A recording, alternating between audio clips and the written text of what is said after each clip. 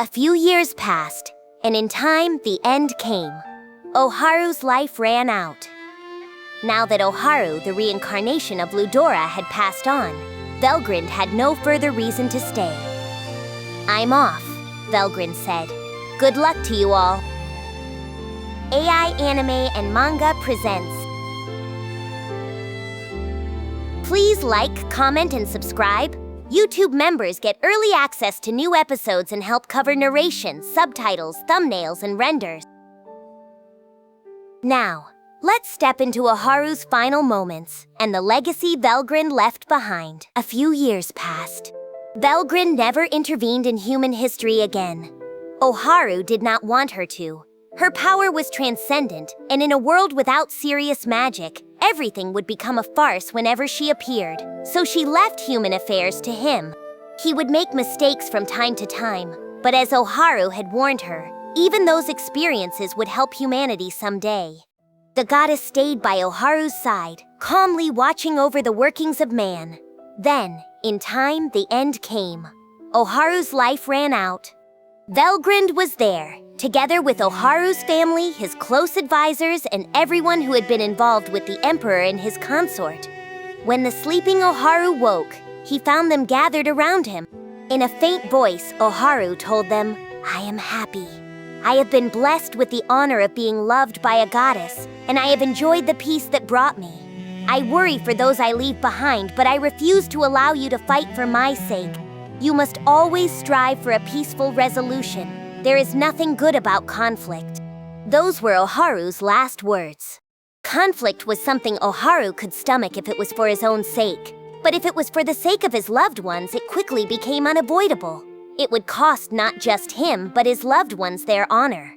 He might rile them into action to dispel their fears, but doing that on a national or religious level could never be tolerated. Saying you were fighting for the sake of someone besides yourself sounded noble, but all it truly did was push responsibility onto the other party. Oharu was trying to say that each person had to bear responsibility for what they chose to do. After living through an era racked by vast sea changes, Oharu held on to the dream of pursuing a world without conflict. He did not know how to make it come true, but he constantly thought over possible answers. He had a responsibility, and he held fast to it. He never stopped trying to understand the other side's perspective, and he used that understanding to reach common ground through conversation. With those two pieces of advice, Oharu breathed his last. His expression was a picture of serenity. His death was, without doubt, a painless one. Velgrynd reached out to caress the late Oharu's face. Softly, she said, "You worked so hard. I'm very proud of you." Then Oharu's body began to glow. The light compressed itself into a small crystalline form, a shining soul fragment. Velgrynd held it tightly against her chest and shed a tear filled with equal parts love and heart-rending pain. Now that Oharu, the reincarnation of Ludora, had passed on, Velgrynd had no further reason to stay. Velgrynd said, "I'm off. Good luck to you all." She thought about adding that she doubted she would ever see any of them again, but decided against it. The thought she was sure would come across. Xienhua told her, "I only wish I could continue to chase after you, Lady Longhua." Velgrynd answered, "Well, you can't." Xienhua did not let that end the matter. "Maybe not, but I'd prefer to hold on to hope instead of giving up here." Velgrynd softened. "Yeah, I suppose I visited this planet several times over the years after all. There's no such thing as an absolute. Keep up the good work, okay?" Xienhua answered, "Yes." She looked energized. Several onlookers had the same dream. They were charmed by the divinity of the living goddess before them, and they carried hope in their hearts that someday they might run into Velgrynd the way Xienhua had. Masayuki Amari's parting words represented the thoughts of everyone present. "May we meet again someday." Velgrynd flashed a soft smile. There was no telling what was on her mind, but the smile immediately captivated everyone who saw it. "Yes," Velgrynd said, enjoying the moment. "Someday." And then she flew off. Several decades passed after Velgrynd's departure. Humanity was at peace once again. Some nations had nursed ambitions of domination, But the whole Yoma affair had nipped those plans in the bud. The lesson would doubtlessly be retained for at least a few generations, and no major wars were likely to erupt before then.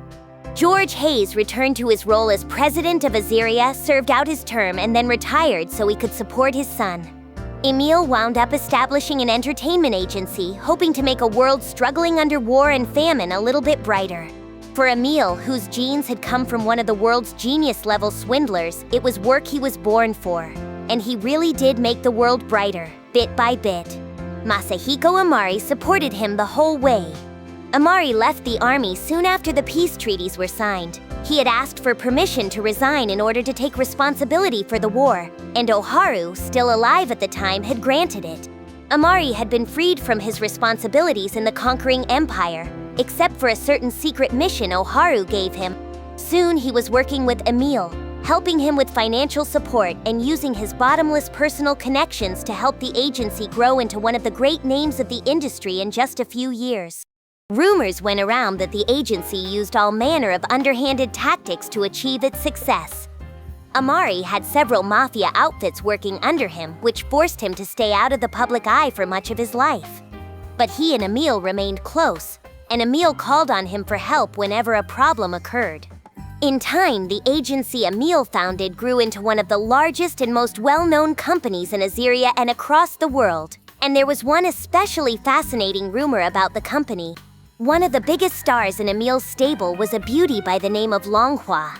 She was active in show business for several years before retiring, only to stage a comeback after a few more years had passed.